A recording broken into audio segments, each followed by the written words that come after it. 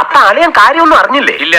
എന്നാൽ ഇനി ഞാനത് പറയാം, ആരും ഞെട്ടരുത്. KSRTC പ്രിയദർശിനി യാത്ര മുടക്കി BJP.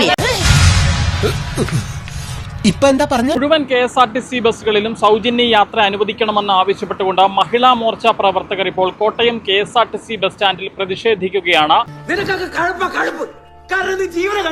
നിലവിൽ ഇപ്പോൾ ഇവർ കയറിയിരിക്കുന്ന FP-യിലാണ്, അതായത് ഓർഡിനറി ബസ്സുകളിലാണ് ഇത്തരത്തിൽ സൗജന്യ യാത്ര സർക്കാർ നൽകുമെന്ന് പറഞ്ഞ് ഈ FP-യിൽ കയറി ഇവർക്ക് സൗജന്യ യാത്ര വേണം എന്ന ആവശ്യമാണ് മുന്നിട്ടത്. ഇമാതിരി ടീമിന് എന്റെ കൈ കിട്ടിയ ഞാടി നല്ല ഇടിയിടിക്കും.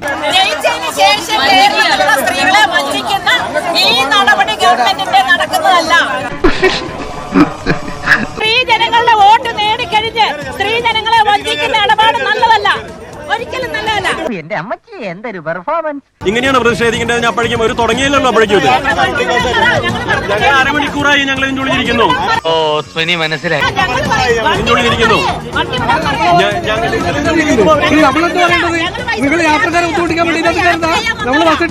അവമാനിക്കരുത്. ഞാൻ നല്ലൊരു കുടുംബത്തിൽ പറഞ്ഞവനാണ്. നീ നല്ല കുടുംബത്തിൽ പറഞ്ഞു, ഞാൻ പിന്നെ മറ്റേ കുടുംബത്തിൽ പറഞ്ഞാണല്ലോ. വലിയ പ്രതിഷേധത്തിലേക്ക് കാര്യങ്ങൾ പോകുന്നത് യാത്രക്കാർ, അതായത് ഈ BJP-യുടെ മഹിളാ മോർച്ചയുടെ പ്രതിഷേധത്തിനെതിരെ യാത്രക്കാർ തന്നെ തിരിയുന്ന ഒരു കാഴ്ചയാണ് എന്നുള്ളതാണ്.